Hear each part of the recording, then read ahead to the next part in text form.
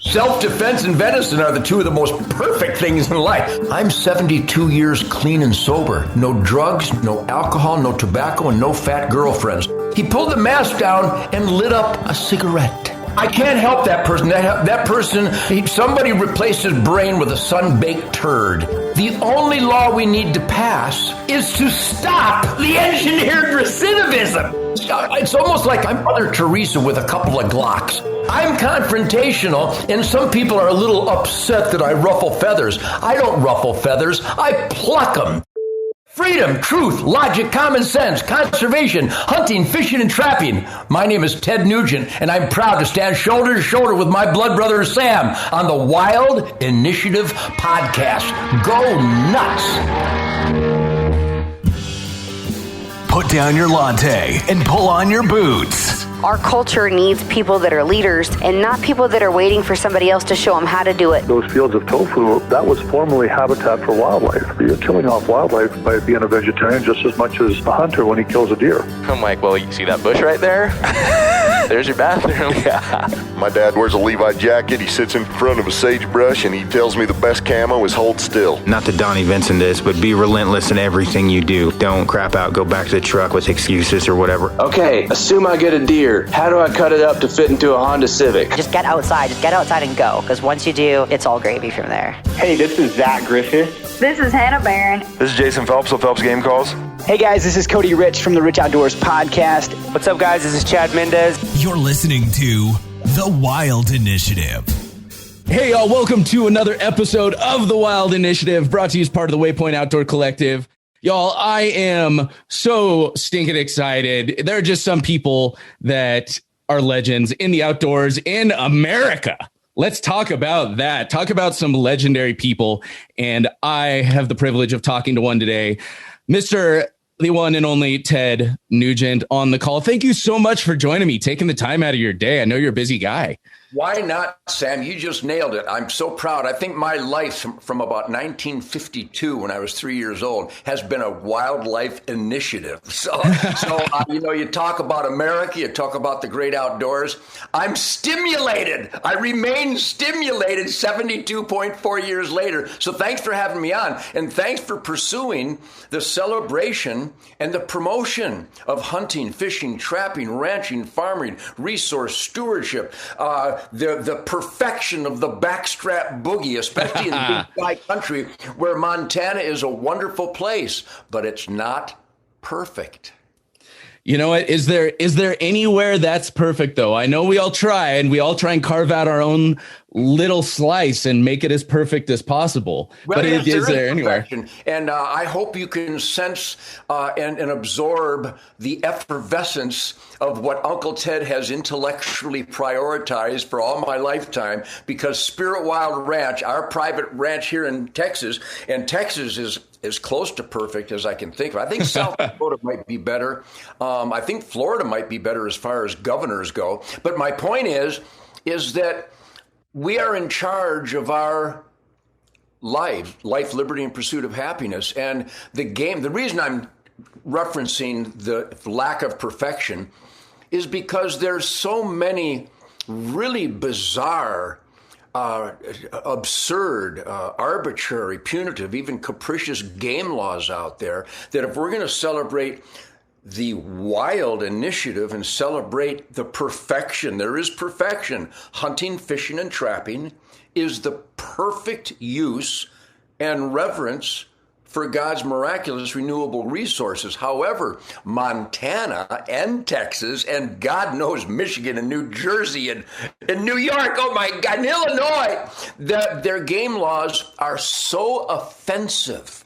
There are some regulations that are so offensive that they impede recruitment and retention, thereby reducing family hours of recreation, the revenues generated not just for mom and pop businesses, but for conservation imperatives. So I'm always celebrating the good. I had the best hunting season of my life. I killed my 39th raccoon this morning on my trap line. I got a squirrel right through the eyeball with my suppressed 1022 Ruger. My dogs are all muddy and bloody and happy. So I'm having the time of my life because I prioritize based on science, not based on political correctness or the culture war where the indecency, the evil of an animal rights scam actually impacts wildlife management regulations. So I'm celebrating the good. I have unlimited good, literally unlimited good. I mean, I shot my Matthews this morning. I'm telling you, if something crosses my path and I want their backstraps, sharpen your knife, because I really got my mystical flight of the arrow mantra down pretty good after all these years. So there is perfection, but I always celebrate the good, maximize the good. That's what Spirit of the Wild TV, Spirit Campfire, all my writing, my entire life promoting and celebrating hands-on conservation. That's the good. It really is good, unbelievable. But there's so much bad and ugly. I mean, 2021, are you kidding me? I mean, it's almost like a tsunami, a bombardment, a wallpaper carpet bomb of stupid and corruption and dishonest government and media. We could go on, but we celebrate the good, which I imagine is what the Wildlife Initiative is all about, while we never back away from the bad and the ugly, so that we can reduce the bad and the ugly to improve and upgrade and increase the good. Just a guitar player's perspective, Sam. Well, I'll tell you, I know a little something about arbitrary, capricious game laws and regulations. I am a fairly recent refugee escaped from the People's Republic of Californistan. That's what you need to know. Oh, man, I'll tell you what, there's one reason and one sole reason that I still somewhat wish I was a resident of California, and that is so I could vote in the recall election of Gavin Newsom. Glory, hallelujah. But that's a good point. But I think we should stay on the California topic for just a moment, because there really are no blue states. I mean, I hope everybody take a deep breath. I know I'm just a goofy guitar player. I know I sound like I know what I'm talking about, because I really do. I've been engaged in the culture war since the 1960s, before they knew it was a culture war. I knew it was a culture war because the hippie drooling maggots of the rock and roll media and all the other media would attack me, because I carry a gun and I eat dead deer. By the way, self-defense and venison are the two of the most perfect things in life. So my point is that there are no blue states, not even California. There are just high crime, feces and needles, homelessness, blue Democrat smudges. Real California is as heart and soul shit kicker as any place in America. Same with New Jersey, New York, Illinois, Massachusetts, Maryland, Connecticut. Those places that appear to be blue because they're strangled and oppressed by Democrat Marxism. The majority of those, my birth state of Michigan, how embarrassing. But the real heart and soul of those states is like you and me. Truth, logic, common sense, Constitution, Bill of Rights, rugged individualism, entrepreneur, work ethic, law and order. So I'm not the weird one. Gavin Newsom is the weird one. He doesn't represent the heart and soul of California, because I know those California hunters and fishermen. They're the real McCoy, but the toxic tail of LA and San Francisco wags the California dog, and it's just not fair. And that's what's going on in this country. That's why I'm such a radical, because I dare to spotlight cockroaches and then stomp them. Well, I'll tell you, one thing I've learned is those core people in states like New York and California, where we're constantly under attack. You want to talk about some people that know how to fight for the life they want, know how to fight for their hunting and fishing rights, their Second Amendment rights, their freedoms that they cherish so deeply. Like, I'll admit, and I'll get some hate for this, but people in a lot of the states that do lean more red, they are starting to get complacent sometimes. Yeah, hey, you have to remind them. Sam, that is the most raw nerve in the American dream right now.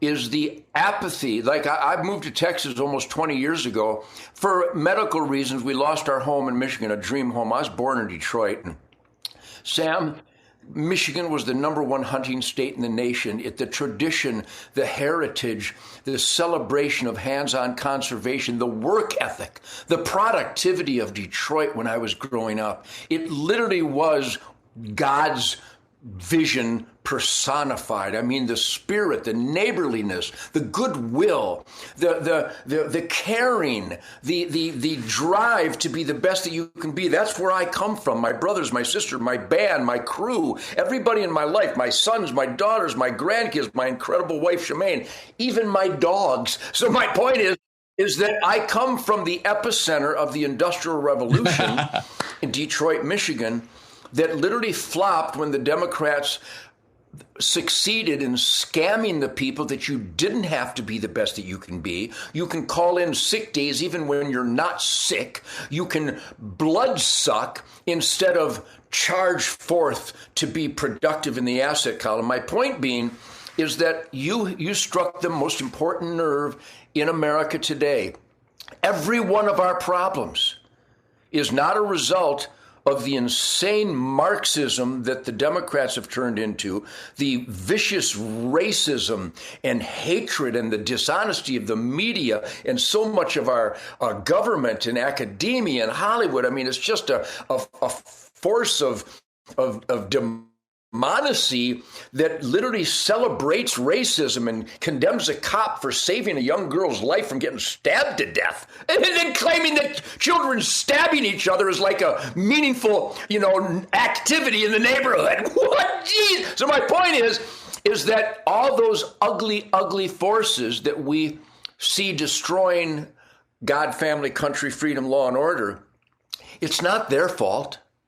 It's our fault. It's the Republicans' fault. It's people in Montana, the Montana bow hunters. Are there some great families in the Montana bow hunters? I'm sure there are. But they actually united with the Barack Obama Animal Rights Organization called the Hunters and Anglers, the Backwoods Hunters and Anglers, and they stopped the legalization of allowing handicapped heroes of the military to hunt with a crossbow in Montana. Montana, Sam. That's not Montana. That's like Newark. Veterans can even hunt with a crossbow in New Jersey, but not Montana. Shame on you, Montana bow hunters. Shame on you for falling for the scam of the backwoods hunters and anglers that were created by animal rights Barack Obama haters. And you fell for it in Montana. Oh, that's as embarrassing as anything I've seen happen in Michigan. So the curse of apathy is at the core of every problem we have in this country. Conservatives who believe and live God, family, country, law, and order, they don't even vote. They don't even vote, which means when you don't vote your core traditional beliefs, Nancy Pelosi considers you an ally. Shame on you. Well, I'll tell you, that's one of the biggest things going on. I mean, not just in Montana, but across the U.S. is a lot of these organizations that, and don't get me wrong, there are, and I may get some hate for this too. There are some people on the left, some misguided people that are very vehement hunters and anglers, and they want to support that. I disagree with everything else about their lifestyle and their choices, but they are vehement hunters and anglers. But so many people have fallen into this trap of these organizations that parade as pro gun, pro hunting, pro this, that, when in reality they're pushing a completely separate agenda. They may like to hunt and fish, but that is not their priority. And that's my thing. And I've told people, like, I'm a huge advocate for public lands. I think it's one of the greatest things this country has over just about anywhere else in the world is our access to these public lands. It's incredible. But what's more important to me is hunting and fishing. I would, and again, somebody's going to email me and tell me how much they hate me for saying this, but I would watch every single piece of public lands we have be privatized before I ever gave up a single effing round of ammo. Are you kidding me? And again, I am passionate about I hunt almost solely public lands, except when I go visit my fine friends down in Texas and get the chance to go hang out on the FTW ranch with some of my buddies down there or wherever it may happen to be. But, what's important to me is hunting and firearms and protecting these rights we have. And that definitely takes priority to me over absolutely anything else. I just ranted about this for 2 hours on my friend Gabriella's podcast. She had me on as a guest and I went off about it. It was crazy. Well, truth, logic, and common sense is alive and well out there. If I've accomplished anything in life other than, by the way, you're talking about getting some hate mail, just having me on is going to generate plenty of hate mail because dirtbags hate me, which proves that I'm really a wonderful human being. Because if you listen to the actual content of people leveling hate against me, it's all lies. All they do is lie because they're incapable of debating me. Because I have a lifetime of truth, logic, common sense, boots on the ground, hands-on experience. And every time someone's tried to debate me, they end up decapitated with my truth, logic, and common sense evidence crowbar. So you're going to get hate mail anyhow. But that's good because when dirt bags hate you, it proves you're not a dirt bag. But your point is well taken. In Michigan, I think the lifeblood of conservation in America. And what is conservation? The wise use of clearly scientifically proven renewable utility of wildlife resources. You have to kill game. You have to reduce the population in the winter because the food supply is gone, dead of winter, and make room for next year's fawns and calves and cubs. I mean, even guitar players can figure this stuff out. I never went to college. I was too busy learning stuff. So you have to harvest the annual surplus to make room for next year's production. Case closed. That conservation model has been proven to be irrefutably and celebrated success around the globe. Those that, you say that some of the liberals have good intentions. I haven't met one. An awful lot of people. Because if you are on the side of Joe Biden, you're just plain a rotten human being. You support a man, liberal agenda, that renegotiated all the contracts with the globe that Trump finally negotiated on behalf of our country. That's not my hunch. That's not a guess. That's not an opinion. Trump renegotiated global contracts for the first time in my lifetime to actually benefit America, and Joe Biden reversed them to hurt America. So if you're a liberal and a Democrat, you're the enemy of freedom. And if you don't believe in those ugly, ugly policies, then you have to quit. If you don't agree with forcing Americans to get vaccination passports, but people are flooding in through the borders without any vetting whatsoever, then you have no soul, and you can't be on that team. If you disagree with these toxic, dangerous, tyrannical policies, you got to quit that gang. That gang is the Democrats. Their agenda is extreme liberal Marxism. And if you're part of that team, you're as rotten as that man who's searching for a syllable in the White House. So these are toxic times. And all I can say is there's some simple methodologies that have been proven to get America back on course. Number one, if you believe in freedom and the sanctity of life, you have to be a member of the National Rifle Association, Gun Owners of America, and your state Second Amendment organization. That is the ultimate sucker punch against the left, because gun rights and hunting rights are the tip of the culture war spear. So the fact that I do have some Democrats that are still foggy, they can't see past the fog, because if you support hunting, fishing, and the Second Amendment, you're not a Democrat. You got to quit that gang.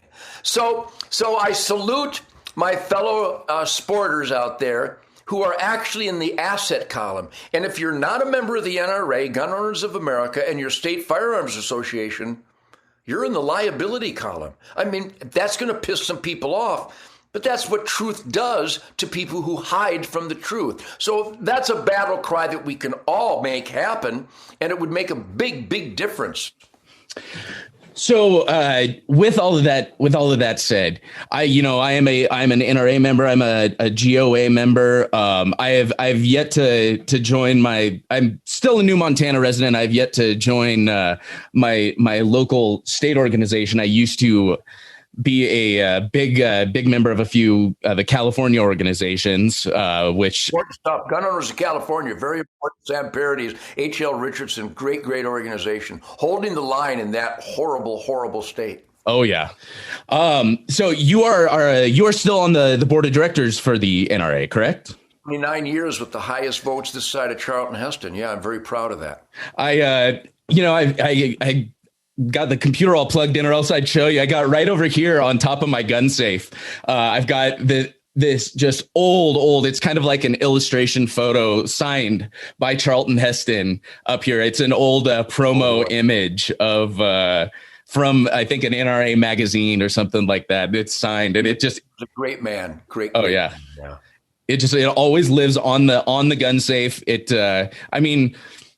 I feel like, are you really American if you don't have a signed photo Charlton Heston somewhere? Certainly ahead of the pack. I don't know if you can see my man cave cuckoo's nest here, but I'm surrounded by so much firepower. I mean, Sam, you know why people are finding it hard to find ammo?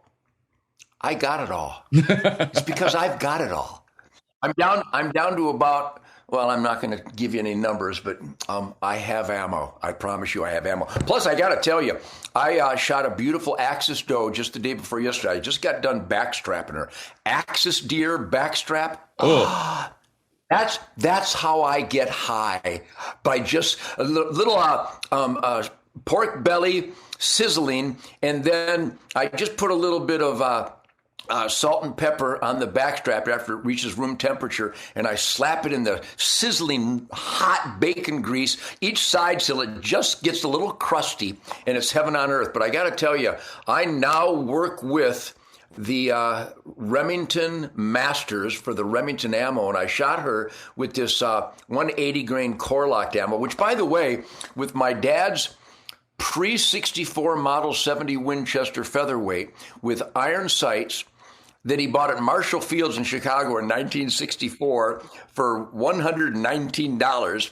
Bought it right next to the dry goods, and I think he bought some pot and pans, a pillow, and a rifle. We're in downtown Chicago. But anyhow, I like to celebrate the gory details, the stimulating ballistic orgy of the firearms enjoyment. And you see a lot of these TV shows where they shoot it and nobody talks about the bullet design, the bullet weight, the velocity, the caliber, the action, the rifle, where it comes from. But it was in 1969 on November 15th with this same exact Remington core-locked load that I shot my first white-tailed deer on opening day of the Michigan deer season. But back then, where I'm going with this is back then I bought a box of 20 Remington core-lock 180 grain 308 rounds from Luke's Corner on Big Bass Lake and Free Soil Road for $5.95.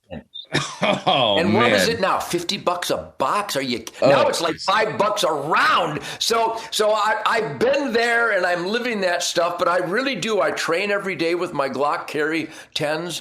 I shoot. I hunt squirrels and run my trap lines. So I live this life gonzo, man, full on. I celebrate it. I'm passionate about it. And I've recruited and turned on an awful lot of new gun owners, new hunters and fishermen and trappers because of my enthusiasm and my passion and the clear and present, unambiguous articulation of the sustained yield science that dictates resource stewardship and the hunting lifestyle. So I'm proud to share this with you. And I guess I would like to reverse this since I do a lot of media. Sam, you come from California. What inspired you to create the Wild Initiative podcast, and how long has it been going on, and what is the overall experience with this incredible positive communication about the things that we love? So this whole thing, I was not raised in the outdoors, and some people listening know my story. Some people may just be tuning in, but I was like an Orange County kid. Like, we'd go to the beach all the time. My experience with hunting and fishing was I never hunted. I shot pigeons in the backyard with my BB gun when my mom wasn't looking.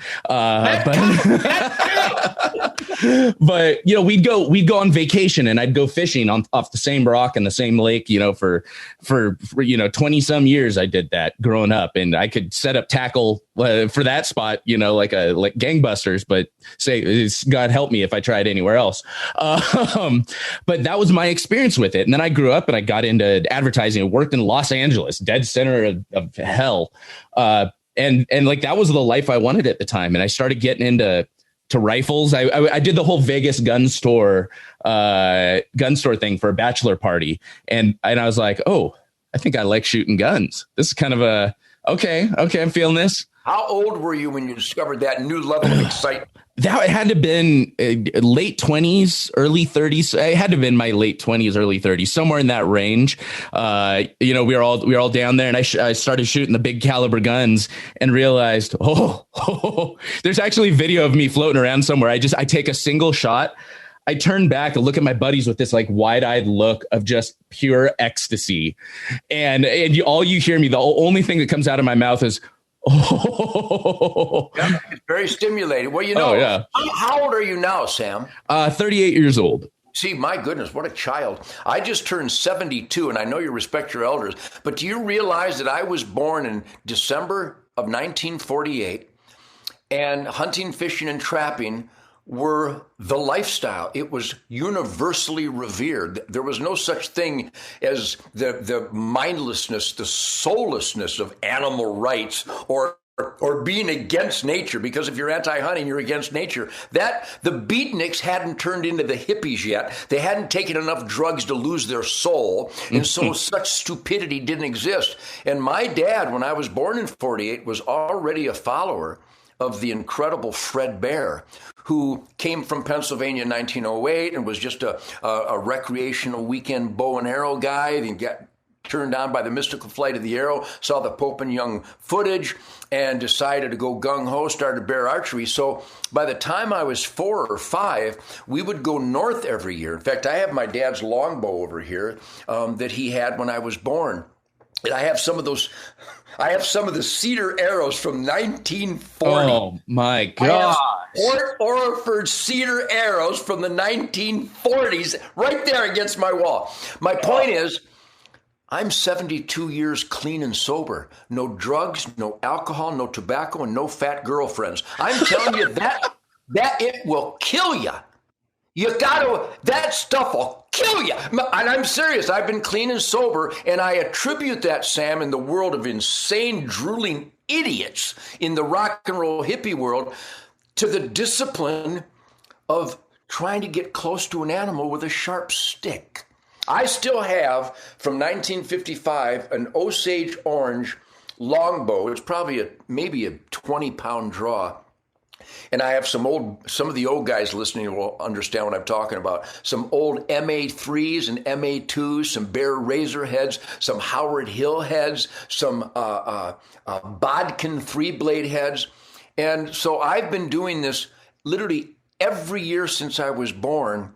And I attribute my aliveness, my my passion for every day in my life, whether it's the guitar or doing media, crushing idiots and celebrating the good while spotlighting the cockroaches and stomping on them, to the discipline and the stimuli factor of all things outdoors, especially when it comes to projectile management, ultimately the mystical flight of the arrow, but certainly trigger time, breath control, sight acquisition, that samurai Zen mantra of ignition, whether it's a rifle, a handgun, a shotgun on a swinging cock pheasant, or a deer coming down the riverbed. So I cannot emphasize strongly enough, and I do emphasize rather strongly, the importance of getting those young people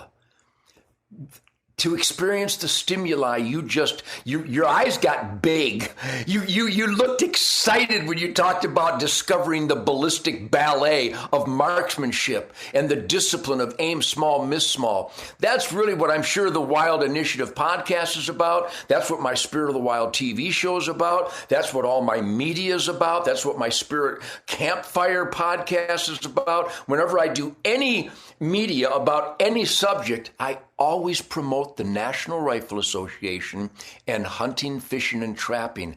And that seems to be the missing link, to go back to your and my first opening comment about the apathy in the so-called red states that think because they're in a red state, they're immune from the zombies of the animal rights and the anti-gun people. And just the opposite is true. If we don't promote and celebrate and recruit new shooters and new gun owners and new freedom demanders, then people like the Montana bow hunters, and again, you only need to feel guilty if you're guilty. If you're a good guy in the Montana bow hunters, I'm not talking about you.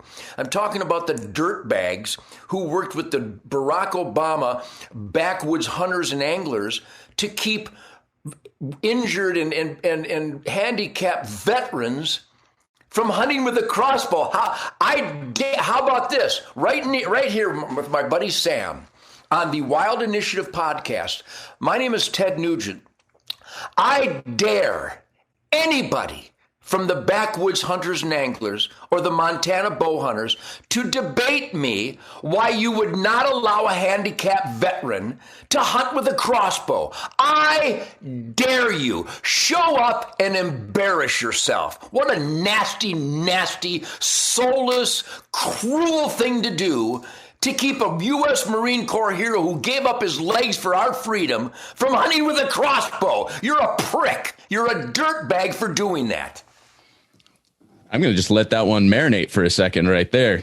I would, because that's the curse. Who stopped that? Who stopped that legality of a injured vet from hunting with a crossbow? Not PETA, not Joe Biden, not Kamala Harris, not Nancy Pelosi. The Montana bow hunters. Are you kidding me? And I get it. Like, I get not wanting to let everyone and their mother, set up a whole separate crossbow season. But I do take some issue with, It's already the season. Yeah. You got to kill deer and elk and bear. You got to kill antelope. A guy in a wheelchair would like to do it. Yep. I would like to meet the man that would tell him he can't. I want to meet that prick. Well, folks, you heard it. Somebody reach out to my email, reach out to Ted.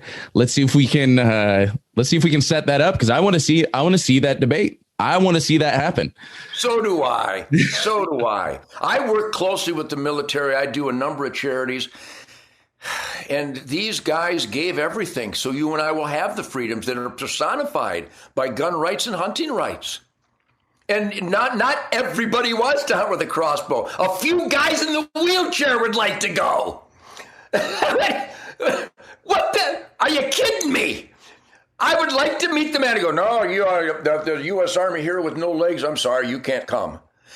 Bam! I'd like to hire Mike Tyson to punch that guy in the bridge of the nose. What a prick. So we've got this world we're living in now. And let's face it, I'd say the best way to describe it is we're living in this world based solely on fear. People are trying to manufacture fear. I mean, we've got people that are going into the outdoors wearing masks these days. Like, Sam, give me a moment here. We have people going into the outdoors wearing a mask. Hey, you people with a mask on in the outdoors. You're idiots. You have no brain. And they won't understand that statement, Sam. So let me put it in their language. I actually have the language of people who wear masks in the outdoors. I can speak their language. So let me speak to the people who wear masks in the outdoors, the language they will understand.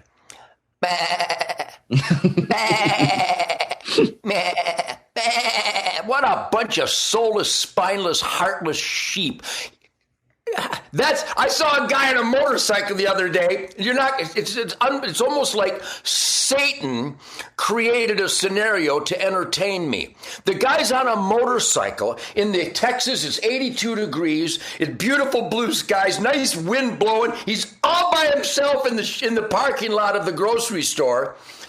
And he's got a mask on, no helmet, short sleeve shirt. I think he had Crocs on with no socks, which was all fine. That's his prerogative. But he had a mask on. Now, I'm not done. He's in the wild winds of Texas on his motorcycle with a mask, and he pulls up and stops. It was really a nice hog he was riding. He pulled the mask down and lit up a cigarette. I can't help that person. That person, somebody replaced his brain with a sun-baked turd. You've got to be. Let me make a comment here because I'm not afraid to make truth comments. Here's from the frontline doctors, and if anybody doesn't know who they are, you might want to crawl out from under your rock. So this is the frontline doctors, and here's the truth. Tell the world the truth about Dr. Fauci, the highest paid government official in U.S. history, unelected, the most powerful man on planet Earth, who actually created and released SARS and MERS and now COVID-19, and is absolutely the biggest mass murderer of our time, guilty of global genocide. Who the hell would watch Dr. Fauci lie and obey this punk? Fauci is a punk. He's a tyrant. He's a scam artist, and he's a murderer. Hey, Fauci, kiss my ass. I'll wear a mask after I wrap it around your nose and stick your head in a trough. So we have all of these people living in fear. We even see it happening with people on the right. Let's face it. There's a lot of people that have slipped and fallen into it on the right. We can't completely put the other side here on. We can't give them a pass because people on both sides have completely fallen for this sham. So what's the solution? How do we get people to stop living in fear? And I mean, yes, there's going to be some people that are just beyond redemption at this point. Like, you just kind of have to wash your hands of them and be like, okay, go live in fear the rest of your life. But how do we inspire? How do we encourage the rest of the world, these sane people that may just be living a little bit in fear? How do we encourage them to retake their sovereignty and live as free Americans again? Well, that's a tough one because there's so much apathy. There's so much disconnect. There's so much fear. And by the way, you say fear is everywhere. Well, it's not really everywhere. There's no fear in the Nugent family. There's no fear in my neighbors. There's no fear in my buddy at the feed mill. There's no fear in my buddy who helps me put food plots in. There's no fear in my band. There's no fear in my crew. There's no fear in my team, Linda and Doug. There's no fear. I can't find any. I know it exists because I'm just north of Austin, Texas, which is a suburb of San Francisco, by the way. They're having a contest to see who can have the most feces and needles and high crime right here in Texas. It's just absolutely embarrassing. But the answer is those of us that know, and well, what makes you think you know? Because I research. I know doctors and scientists and epidemiologists, and I know these people, and I communicate with them, and I reference their evidence. I scrutinize their evidence. The most important thing we can do as conservatives who believe in God, family, country, freedom, law, and order is to communicate with our core circle who may be so brainwashed and stupid that they wear a mask outside, or they allow a school district to force young athletes to wear masks during hardcore physical competition activities. We need to call them out. The worst fear is not those that live by it, but those of us that see it and are afraid to confront it. So I'm a confrontational guy. Really? I never noticed. You seem so... That's what an American is supposed to be. Yeah. When the British came to Concord Bridge to take our guns, we shot the punks. We confronted them. When the king came to take our wool and our chickens and our firewood and our wives, we confronted them and we stabbed them in the heart. This is beautiful. This is good stuff. When the evil Japanese devils bombed Pearl Harbor and went to Nanking and raped and pillaged and sodomized and tortured their own people, we had to Nagasaki their ass. Pearl Harbor me, I Nagasaki your ass. Anybody that's got a problem with that, maybe you'd like to speak Japanese or German. My point is that I study history. Sam, if people go, Nugent's got an attitude. Yeah, no shit. I spent campfires with Marcus Luttrell, with Rob O'Neill, with Gary O'Neill, the American warrior. I spent campfires with heroes from Vietnam and Desert Storm. I was in Fallujah with the Marines in 2004. I'm the only celebrity that they handed a 249 to. I've spent campfires with survivors of the Bataan Death March. Do you know how many people, maybe even you, Sam, do you know what the Bataan Death March was? I've heard of it. I'm not familiar with it, though. You need to find out so that we never let one happen again. And our heroes of the U.S. military were viciously and demonically tortured by the Japanese devils, had bayonet tests on the flesh of our GIs, and then pissed in their wounds. So now that we know that level of evil exists, how about we never forget and we educate our friends that you got to watch Tucker Carlson. Tucker Carlson, Sean Hannity may be the last real investigative, honest journalist in the world. Listen to Governor DeSantis in Florida.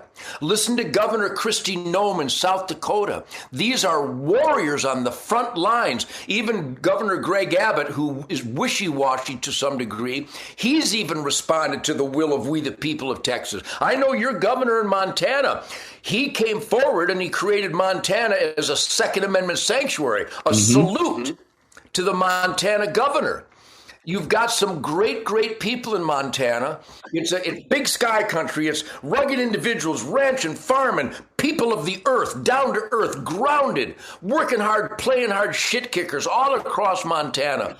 But if you don't confront the people who, like the David Letterman subculture that came into Montana, and it starts impacting policy making, if you stand by and you just piss and moan about it, David Letterman would like to thank you. And if ever there was a dirtbag, it's David Letterman. I was on his show more than a dozen times when he was a real human being until all the substance abuse cooked his brain and turned him into a Marxist puppet.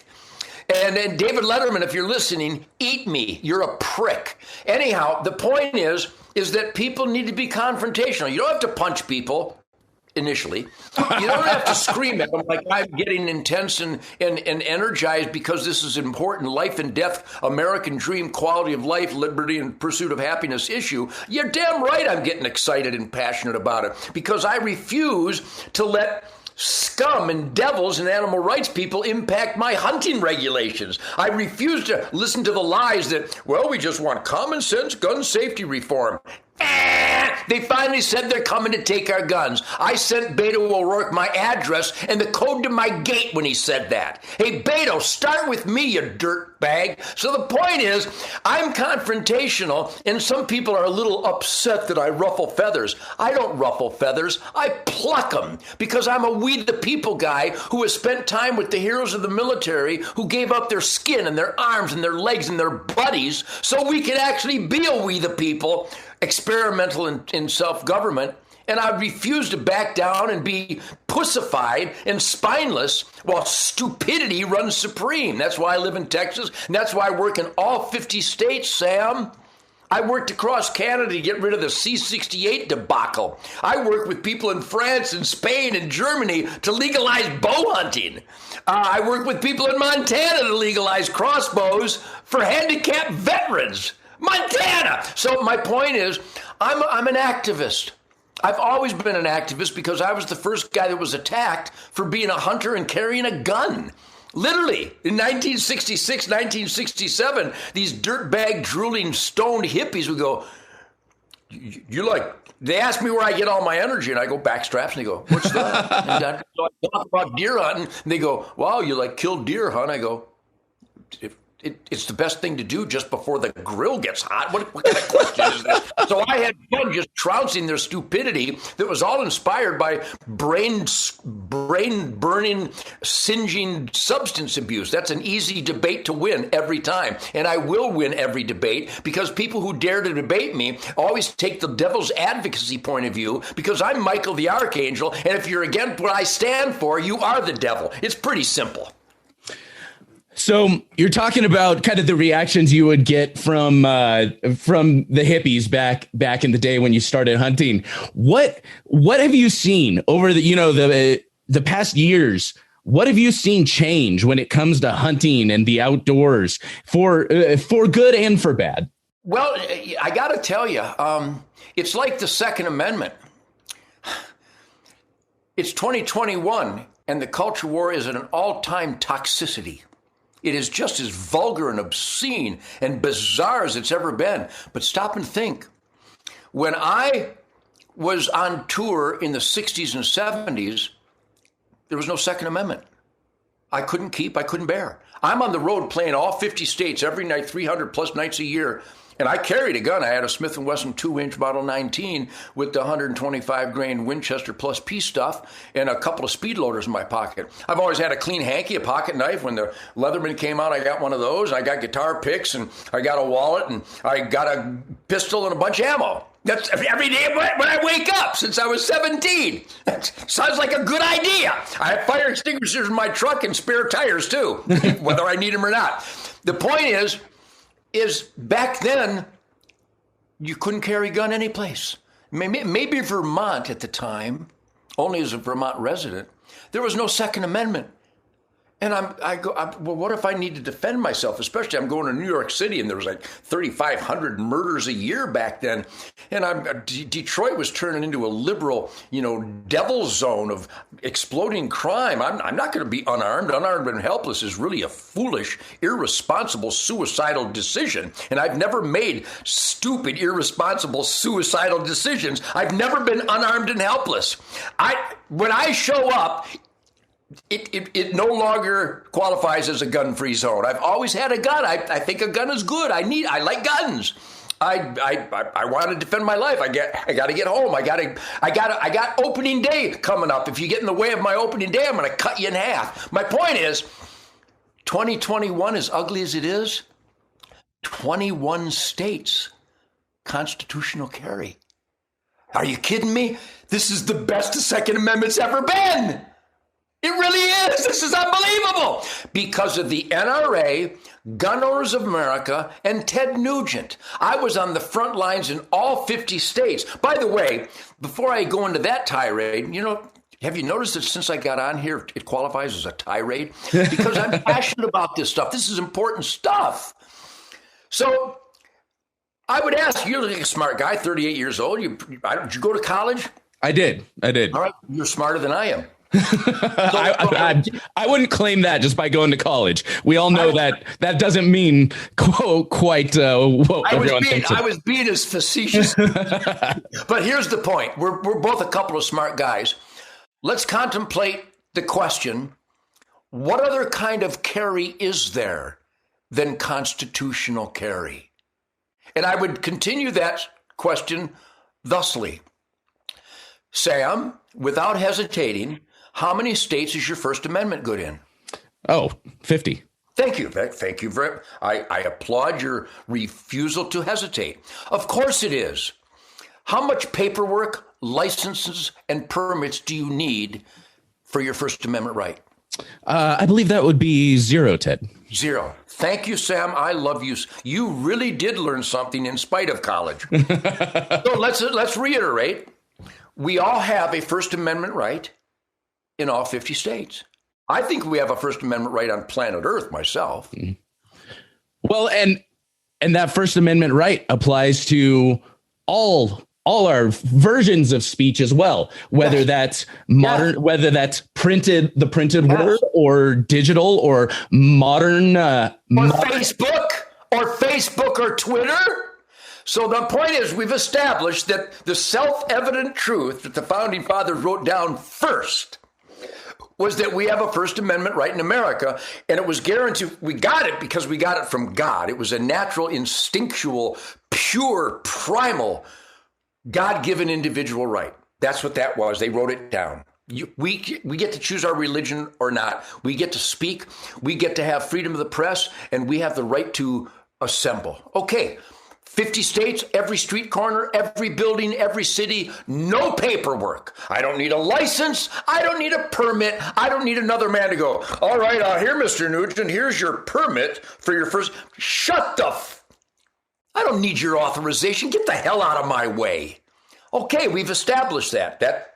I don't think anyone would argue that. Well, the Democrats would argue that. Zuckerberg would argue that when he could wipe the spittle from the corner of his mouth and form a syllable.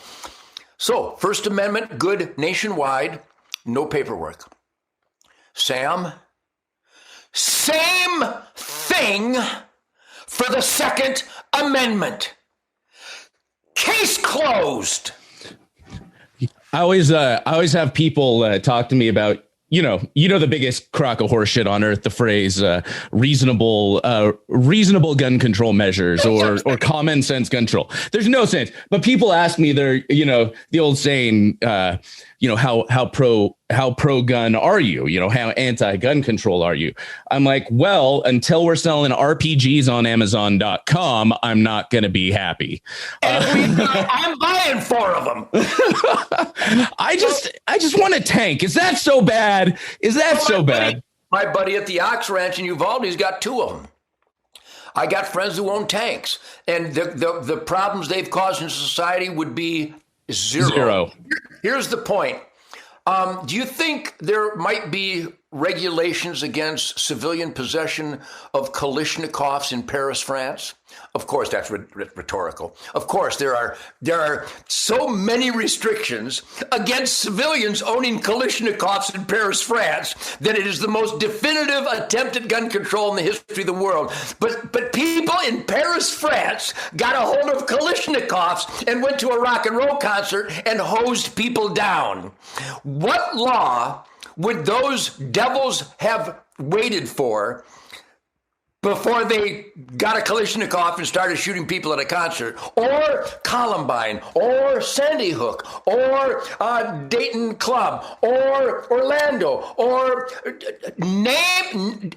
I'm just a guitar player, so you have to have a little bit mercy on me.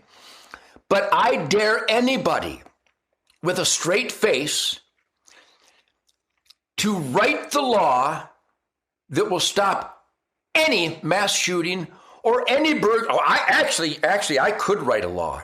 I take that back. But the point is, if you have engineered recidivism, and Sam, you might want to write that down, we do have engineered recidivism. The courts literally have a policy that you will have to encounter a dangerous, murderous, stabbing, carjacking, child molested, released monster. They release the monsters. So now that we know the court system and our prison system is such a demonic joke, engineering recidivism, the only law we need to pass is to stop the engineered recidivism.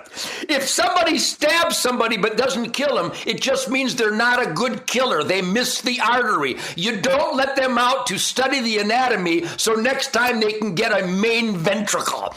But are you kidding me? I don't like repeat offenders.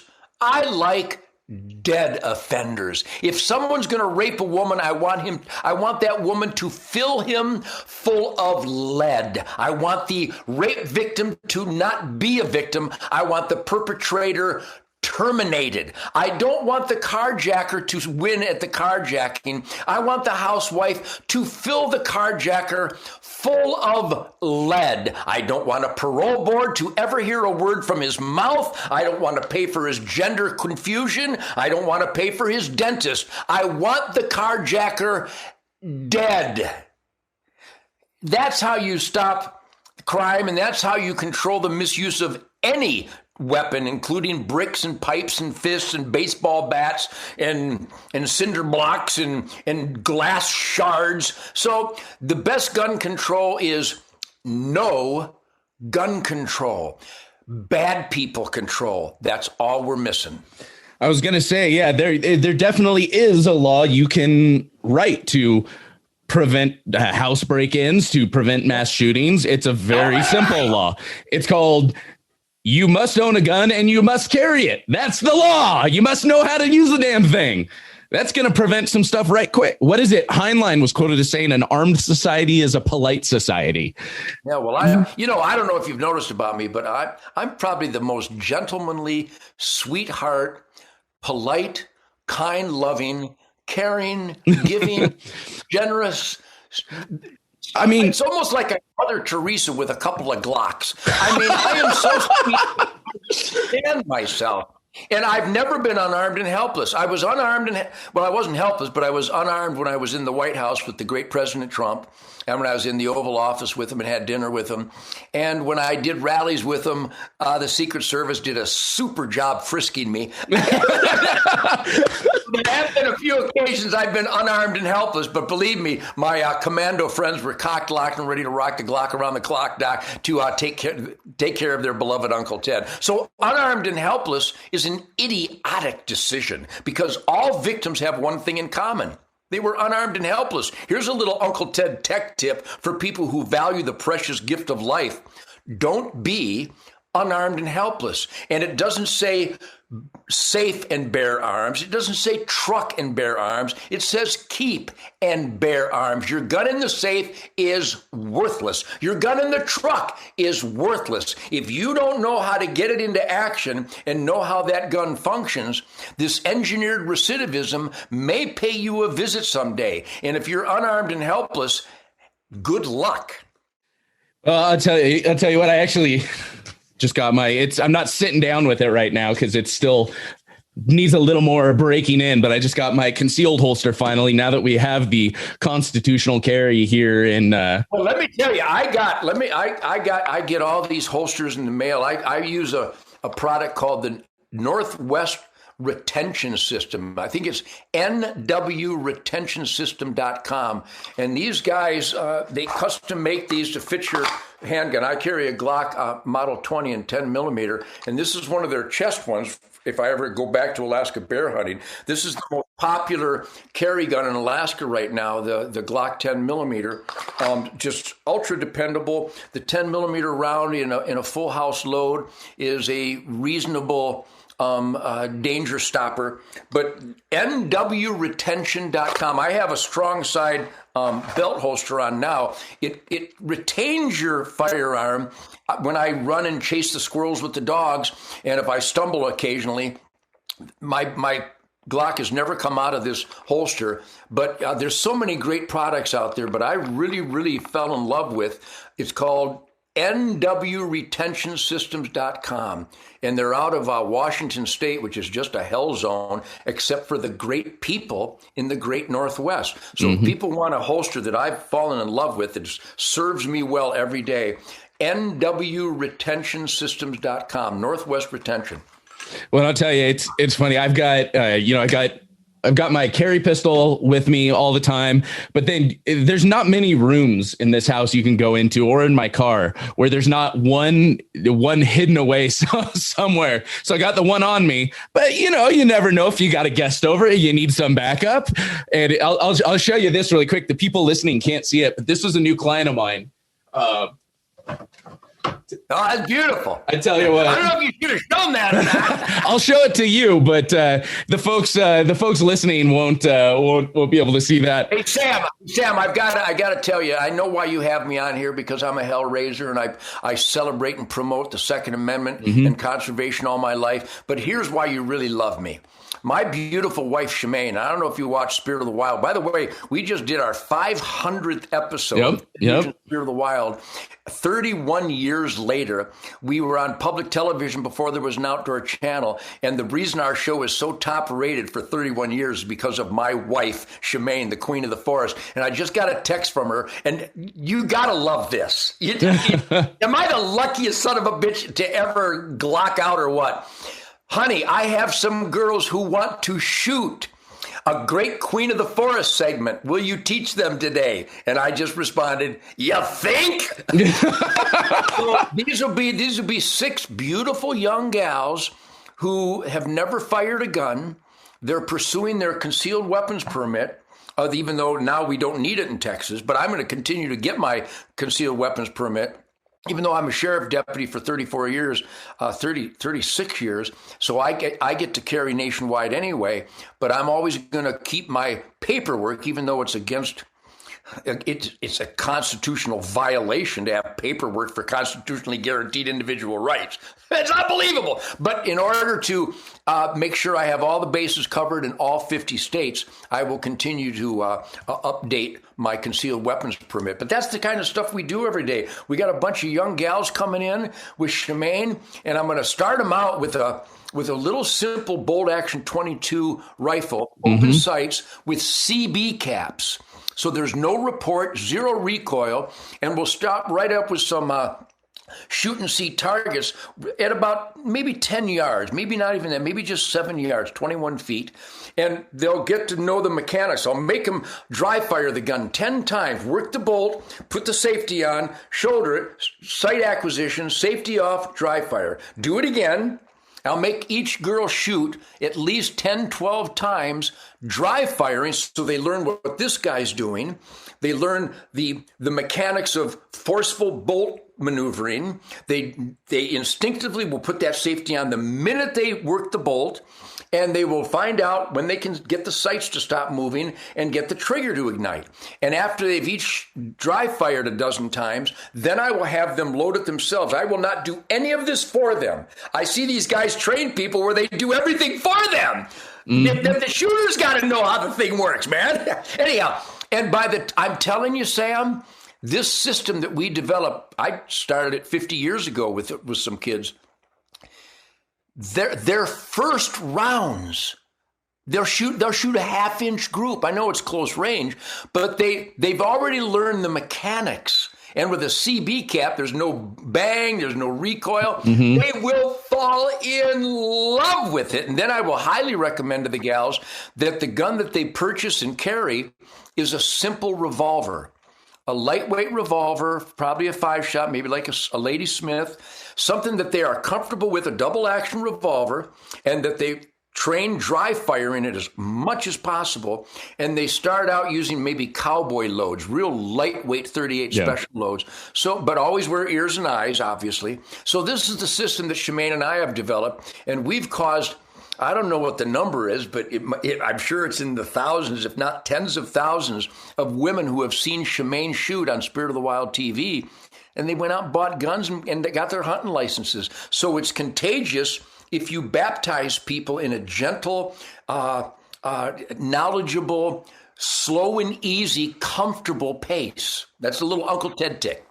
Well, I'll tell you, it's funny you bring that up because when I used to teach and after the getting into firearms, I took to teaching rifle marksmanship, and we would always start with 22s. Most of the time it would be 22 long Ruger 1022, 22 long rifle.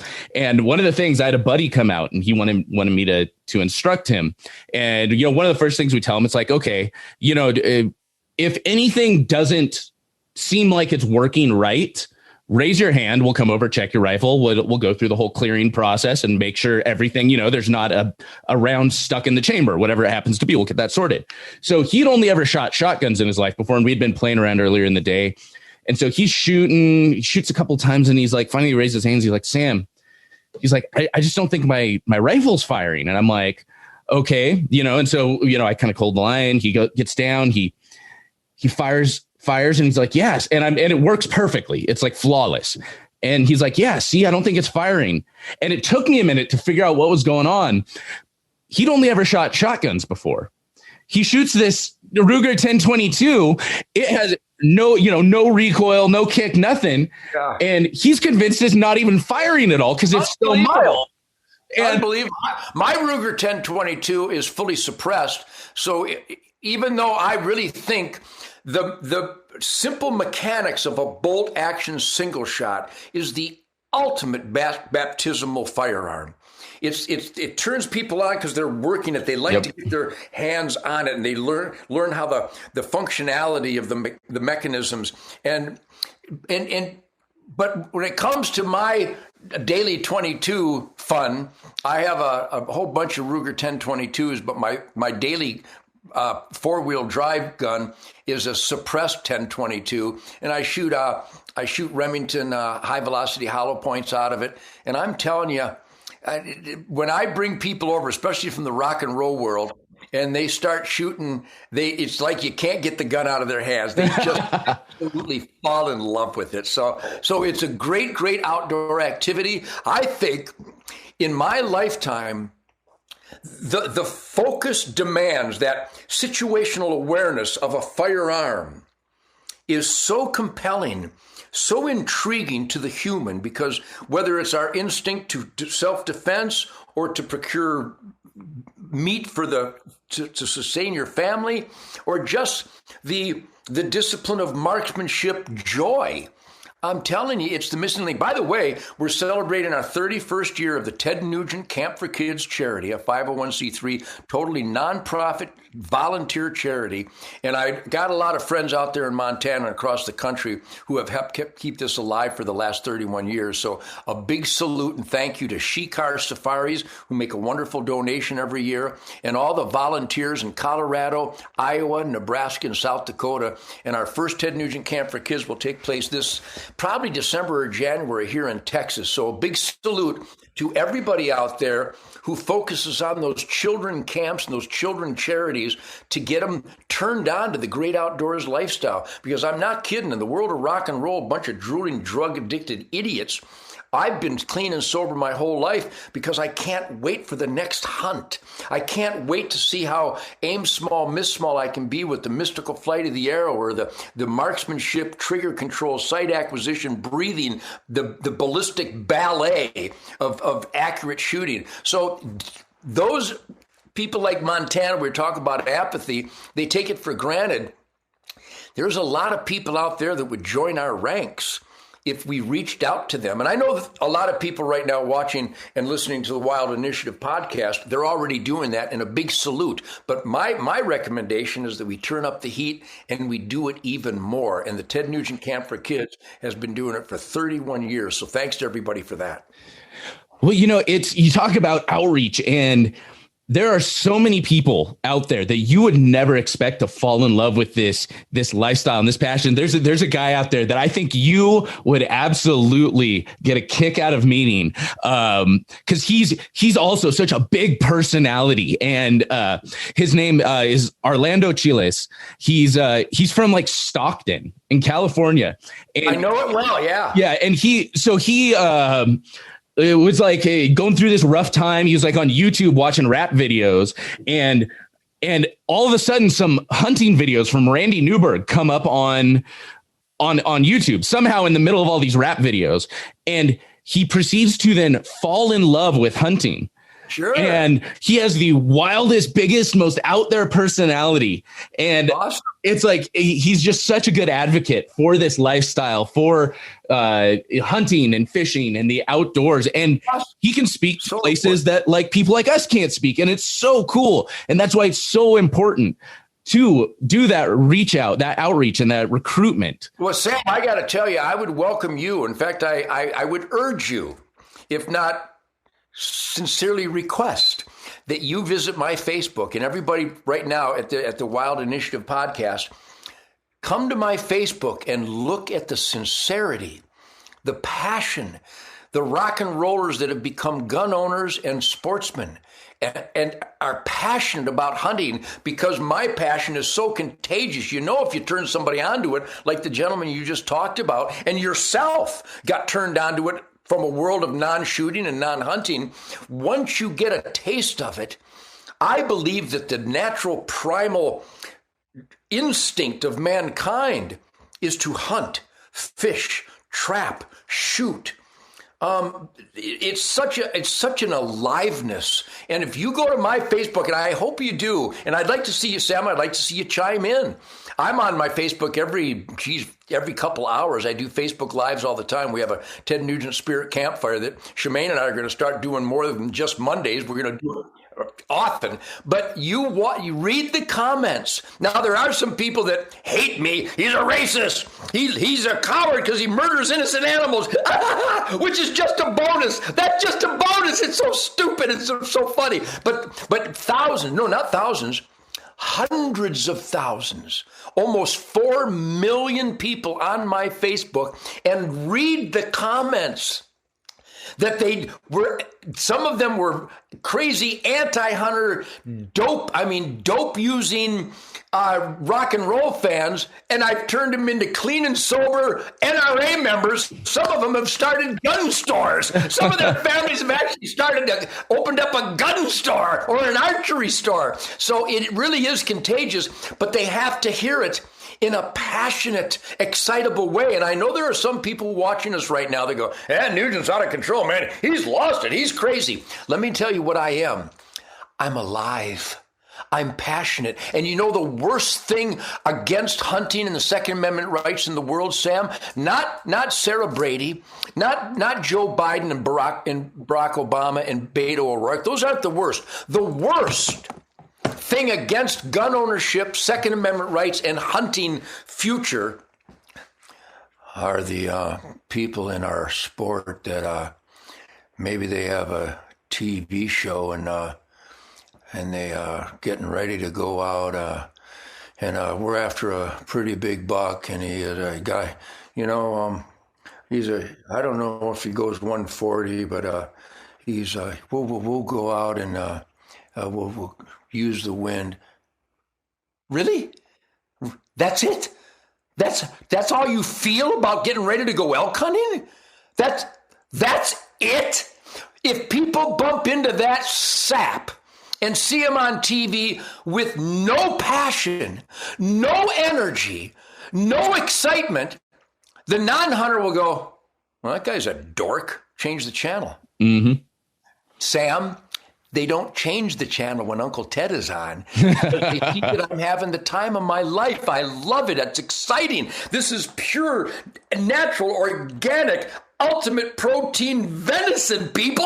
Celebrate this stuff. So a lot of people in our own sport go, yeah, that Nugent, man, he offends a lot of people. No, you offend people, you tobacco chewing turd.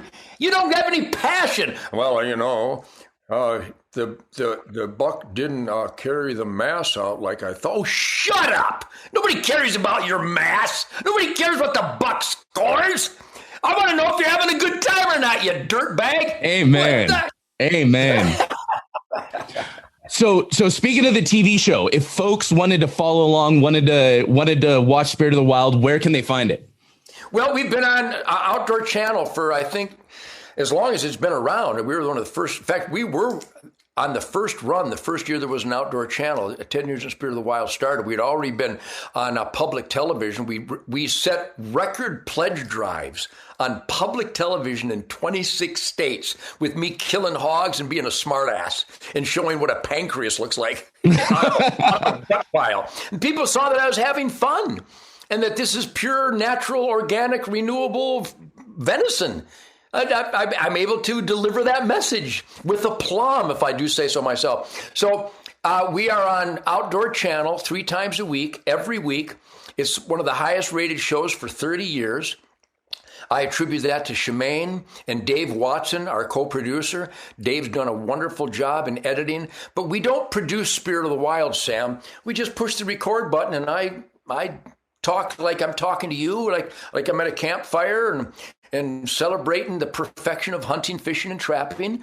And in the articulation thereof, I absolutely shut down animal rights people and anti-hunters because they got nothing to respond to the truth, logic, common sense, and science proven that I articulate on Spirit of the Wild 3 times a week, every week. And I do it because we have to promote the outdoor lifestyle. We have to celebrate it in an excitable, passionate, believable delivery. And that's what Shemaine does on Queen of the Forest, and that's what we've accomplished. So if I may, on the Wild Initiative podcast, thank you, everybody, for supporting Spirit of the Wild TV all these years. We've been doing it for 31 years now. Shemaine and I have been married 32 years, and we started filming my hunts and just being a smart ass and being honest and down to earth and unapologetic and truthful and honest and fun. We have fun. That's why it's so popular, because people can tell. I get more excited shooting a yearling doe with a good arrow through the pump station than some of these dirtballs do, because the buck didn't carry the mass out as much as I thought it would. Oh, shut the nobody cares about. Well, if I could impose on you just for one more minute, sure. You have the guitars around here. I do. And as we're kind of winding down, I was curious if I could impose on you just to play us on out. I think this sound, we have a pretty good microphone here. I play my guitar every day. I mean, I just love it.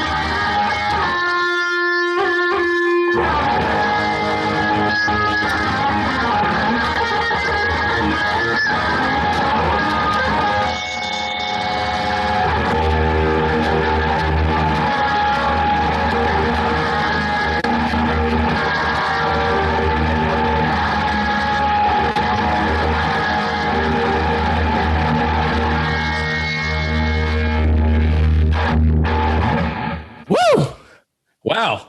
Now that's how to finish out a podcast. Thank you so much for joining me today. I had an incredible time chatting with you. I'm going to be grinning like an idiot for days.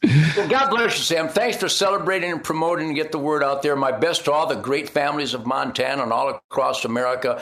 They're the best people that ever walked the earth, are alive and well, celebrating God, family, country, freedom, the Constitution, the Bill of Rights, the Declaration of Independence, a great work ethic, the Ten Commandments, the Golden Rule, law and order. A big salute to the law and order heroes out there, the first responders and the firefighters. And we all know that freedom is not free. So an ultra prayer, salute, and thank you to the U.S. military and their families.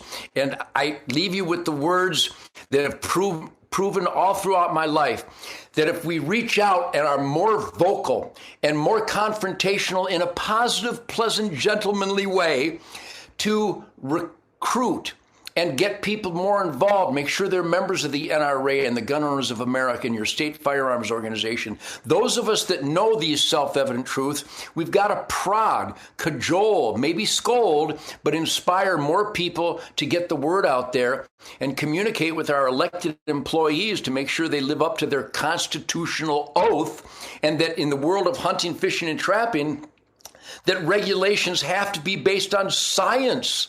Not the culture war, not animal rights, not selfish motives that I want to have more mountains to myself.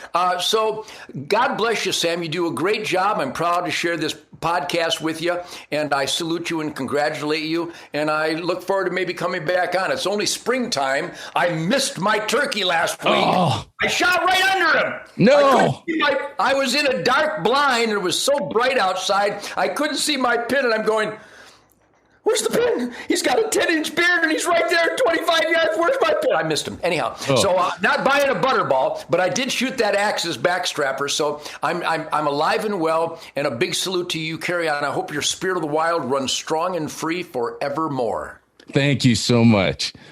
All right, y'all, that'll do it for this episode of The Wild Initiative. Make sure to check out the show notes page at thewildinitiative.com. Get links to everything we talked about in today's episode.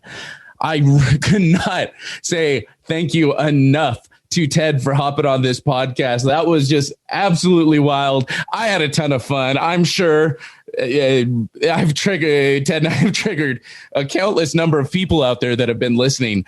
But y'all, thank you so much for tuning in. Again, big thank you to Ted for hopping on. So that'll do it for this week, y'all. Looking forward to next time. But until then, I hope this podcast inspired you to get involved, get outdoors, and plan your initiative for the wild.